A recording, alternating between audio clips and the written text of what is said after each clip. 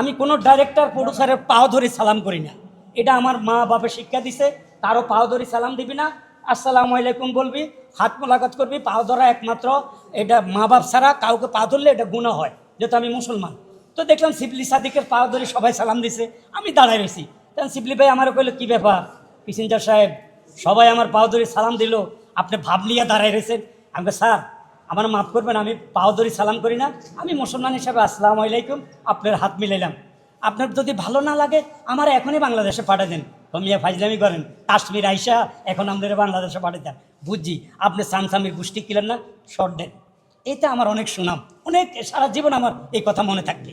অনেক নায়ক নায়িকার সাথে কাজ করেছেন আপনি, অনেক বড় বড় সেলিব্রিটিদের সাথে। সবচেয়ে কার সাথে ভালো বন্ধুত্বপূর্ণ সম্পর্ক ছিল এবং আপনার সাথে সবচেয়ে বেশি হৃদ্যতা কার ছিল?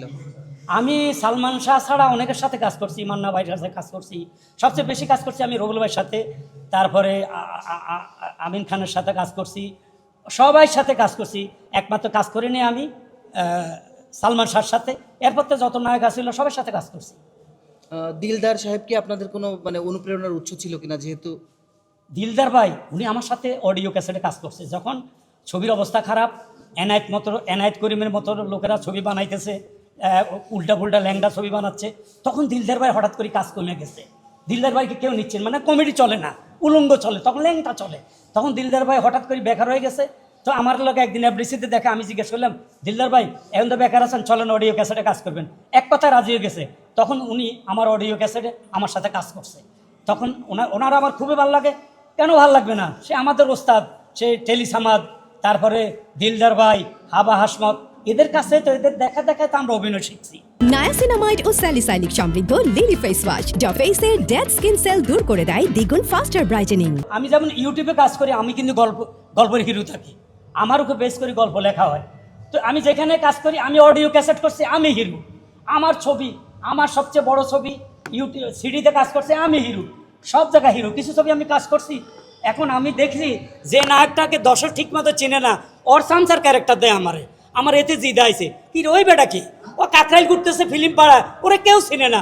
আমি হারুন প্যাসেঞ্জার দেখলে মানুষের দড়াই ধরে ছবি তোলার জন্য, তো ওর কেন সামসামি আমি করব?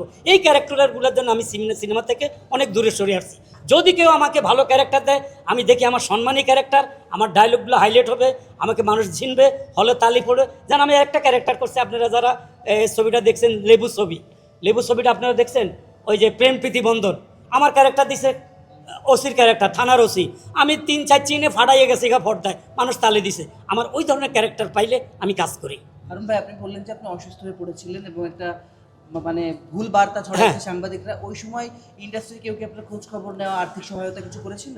না, ওই সময় আসলে জয় চৌধুরী আমার খবর নিছে, তারপরে মিশাবাই তো ব্যস্ত, তারপরে টেলিফোনে কথা হয়েছে। এরপরে যখন আমি সুস্থ হয়েছি, আমার বাসায় অনেক চ্যানেল গেছে, সময় টিভি থেকে শুরু করি অনেক চ্যানেল গেছে। তার আমি চ্যানেলগুলোরা এটাই বলছি, ওনারা যাই একটাই বলছে যে আপনি শুধু বলেন আপনি সুস্থ আছেন, এখন ভালো আছেন, এত দূরে বলছি। আমার অসুবিধা নেই, আমি তো মেয়ে মানুষ না, বয়স বলতে পারবো।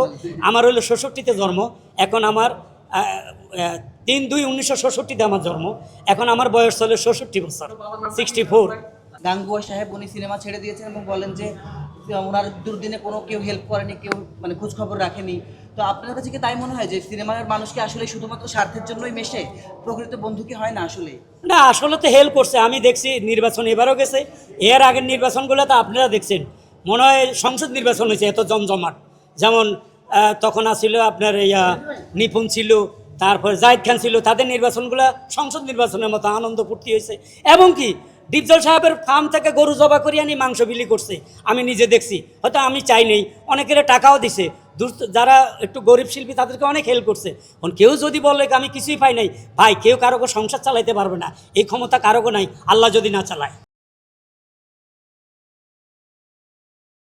নায়াসিনামাইড ও স্যালিসাইলিক সমৃদ্ধ লিলি ফেস ওয়াশ যা ফেসের ডেড স্কিন সেল দূর করে দেয় দ্বিগুণ ফাস্টার ব্রাইটেনিং।